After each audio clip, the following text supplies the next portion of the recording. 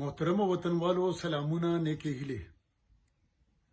نن د دې یو ډېر ثقیل موضوع عدم تشدد په لړ کې تاسو ته مخامخ یم.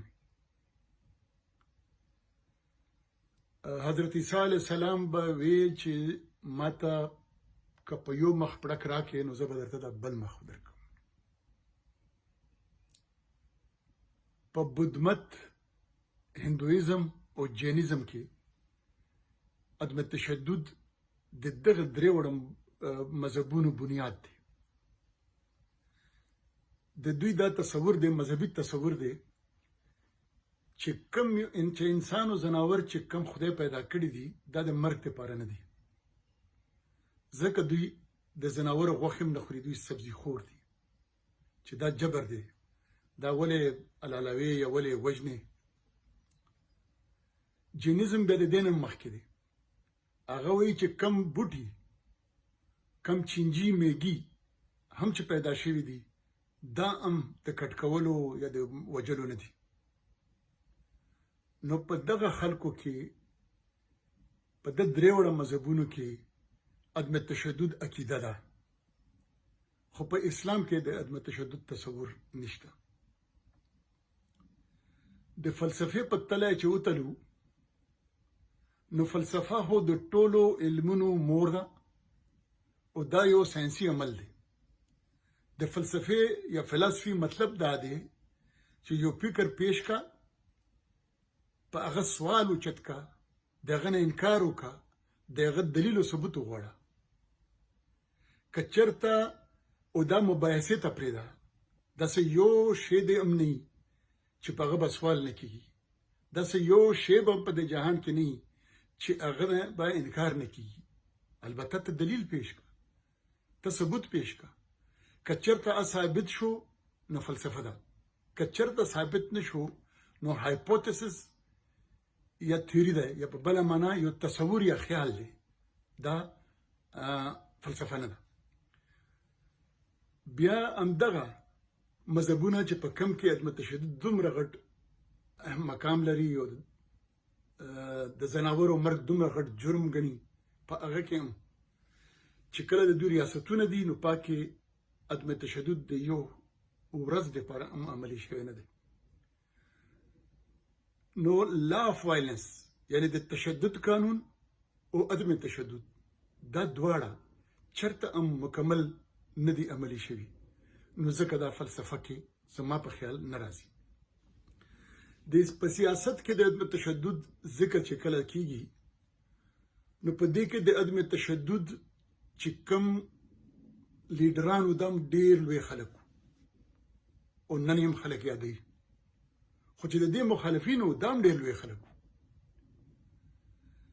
د عدم تشدد په سیاست کې مشري دا د مهاتما ګاندي په لاس کې ده. د امریکې مارټن لوتر کینګ چې د تور پوستو د حقوق لپاره راووتو، هغه هم په خپله مهاتما ګاندي خپل سیاسي استاد ګڼي. په فلپین کې هم چې څه لږ ډېر عدم تشدد خبره کیږي، هغه هم ګاندي خپل امام غونډه ګڼي. د دې په مخالفینو کې هم ډېر غټ خلک دي، لکه چیګویرا، ټاټسکای، ټول سوشلیست انقلابیان، ټول انقلابیان چې کم تیر شوي دي هغه د عدم تشدد خلاف خبره کوي. مالکم ایکس او جلډر لوز د دې خلاف ډېر مدلل کتابونه او لټریچر تیار کړی دی. نو اول به د عدم تشدد کې چې کم کامیاب شوي دي د هغې خبرې به وکړو. د ګاندي او د مارټن لوتر کینګ واحد خلک دي چې دا کامیاب شوي دي. د فلپین او د ویلویټ ریولوشن چې کلسلویکیا مثال څه ډېر ښه فټ کېږي نه، او د افریقې ولا هم بنیادي تحریک د عدم تشدد نه و، نو ځکه دغه دوه تحریکونه چې کم دي دا کامیاب وو او د دې ډېر ذکر هم کېږي. خو د هغې کامیابي څنګه شوې وه؟ د هغې کامیابي ځکه شوې وه چې په دواړو تحریکونو کې عدم تشدد اکټیو عدم تشدد و، فعال عدم تشدد و. د دغه مطلب دا شو چې که چېرته یو ریاست کې زما په کام وطن باندې جبر کېږي نو زه به د دې خلاف پرامنه جلوس کوم، جلسه به کوم. ریاست به جبر کوي، موږ به گرفتاری، موږ به ډبوي، موږ به وجدي نو خلکو ته به زمونږ مظلومیت او د هغه جبر ښکاره کیږي. دا ته وایي اکټیو عدم تشدد. او که چېرته دا کې نه وشوله، پارلمان هم په دې کې یو پوړې ده، یو پړاو دی، خو که په دې کې نه کېږي نو عدم تشدد به ارومرو سیول نافرمانۍ ته ځي، عدم تعاون ته به ځي. او دې دواړو کې خپل مشرۍ کې عدم تعاون کړی و، سیول ډیسوبیډنس یې کړی و. په هندوستان کې ګاندھی یا کانګرس د کویټ انډیا موومنټ شروع کو، هندوستان پرېږدي، هندوستان چھوڑ دو. په هغه کې صرف د پښتنو قربانۍ در یادې کې خدای خدمتګار، صرف د فیض محمد کاکا د خاندان قربانۍ در یادې کې. څنګه وشو؟ افعال څنګه و؟ اکټیو څنګه و؟ د کانګرس دا فیصله وه چې بس مونږ انګریز ته وایو چې ته زمونږ وطن پرېږده. نو دې دپاره فعال عدم تعاون داسې شروع شو چې دا خلک به تلل کچارو ته، تحصیل ته، هلته به کېناستل، دوی ته به ووایي چې ته زما د ملک نه وځه، ته زما حکمران نور نشي پاتې کېدلی. هغوی به ګرفتارول. نو د هندوستان نه د انګریز په شړلو کې د کویټ انډیا موومنټ دغه عدم تعاون، دغه سیول نافرمانی ډېر اهم حیثیت لرو. او همدغه د مارټن لوتر کینګ خبره وه. نو اول شرط خو د تشدد د کامیابۍ دا دی چې دا به اکټیو وي. دویم شرط یې دا دی چې دا دواړه ملکونو کې چې کوم شوی و نو هغه کې وایي کمپیشن اینڈ جسټس و. کمپیشن مطلب دا د همدردي او انصاف و، لږ ډېر. نو دا په هغه کې کامیابي دی شي.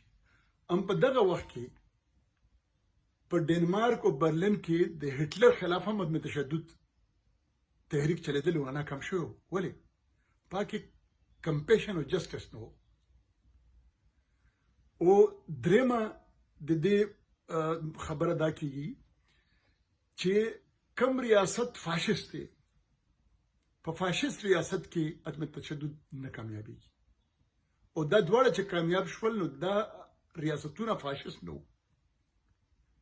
نو لکه درې شرطونه، یو به دا فعال وي، دویم به په ریاست کې چې په کم کې دا محکوم خلک راپاسي پکې به لږ ډېر همدردي او لږ ډېر انصاف به وي به. دریم به دا وي چې دا به فاشست نه وي. د عدم تشدد خلاف چې کم دلایل پیش کیږي هغه دا دي چې د جلډر لوس خو لیکي چې دا جوړ کړی سپین پوستو دی، دا اصطلاح سپین پوستو جوړ کړی ده. او انقلابیان دا وایي چې دغه یې ځکه جوړه کړې وه چې د سوشلیست انقلاب لاره ونیسي.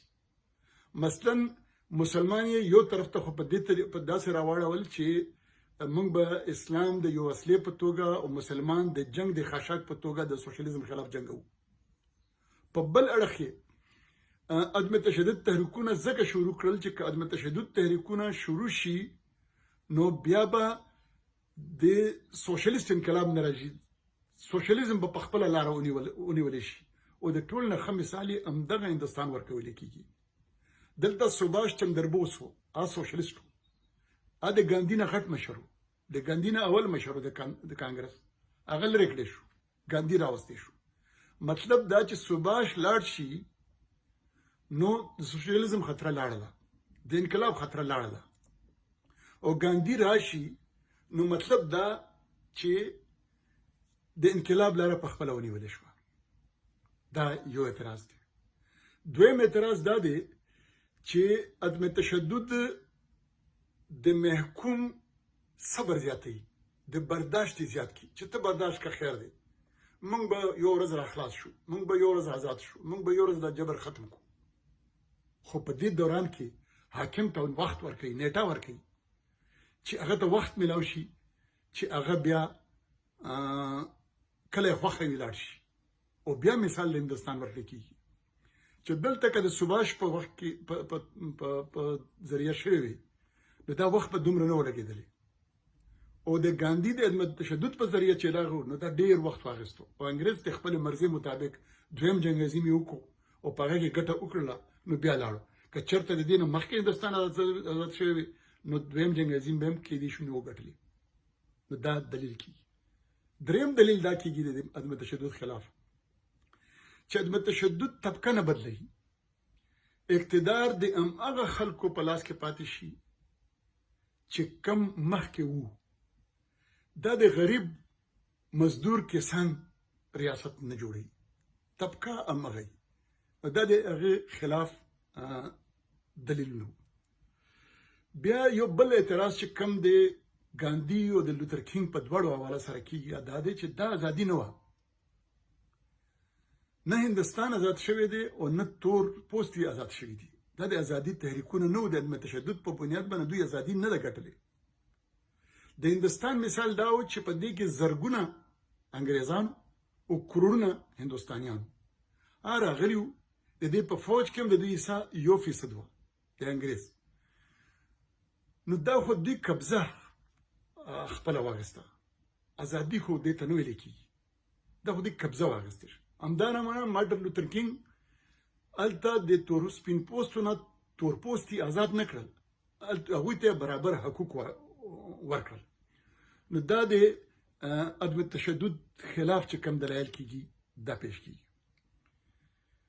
په پاکستان کې د ټولو نه د عدم تشدد خبره چې کله کېږي نو اول به دا تجزیه کوو چې پاکستان ریاست څنګه دی. پاکستان فاشست ریاست دی.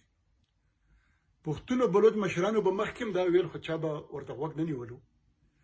اوس چې کله نون لیگ د تحریک انصاف حکومت ته فاشست ویل او بیا اوس تحریک انصاف پی ډي ایم حکومت ته فاشست وایي، نو دا په اصل کې خبره دا ده چې نه نون لیگ فاشست دی، نه تحریک انصاف فاشست دی، نه پی ډي ایم فاشست دی. فاشست دا ریاست دی. فاشست ریاست کې ماورای عدالت قتل کیږي، فاشست ریاست کې اغوا کېدل او وجل کیږي، میسنګ خلک کیږي. فاشست ریاست کې تراګر ساتل کیږي. فاشست ریاست دی که نه دی؟ نو په فاشست ریاست کې عدم تشدد په بنیاد باندې تحریک نه چلیږي. په موجوده وخت کې چې پاکستان جوړ شوی دی تر اوسه پورې فعال عدم تشدد خو د سره نشته نه. تحریک فعال عدم تشدد تحریک نه پښتون لري، نه بلوچ لري، نه سیندی لري. نو افعال هم نشته. او بیا فاشست ریاست کې خدا چرته کامیاب شوی هم نه دی په تاریخ کې. بیا اخرنی چې کم مترقي خلکو ویلي دانشورو ویلي دي هغه دا وایي چې ازادي په عدم تشدد چرته نه ده اخیستل شوې. مثال هماغه د ګاندھی او د لوتر کینګ وایي چې دا ازادي نه وه. په پښتو کې وایي چې ازادي د وینې ولور غواړي. بس عدم تشدد یو ښایسته خوب دی، یو ښکلی خواهش دی، یو ښه طریقه هم د تر هغې پورې چې د ستا وس ټوپک ته جوړ نه وي.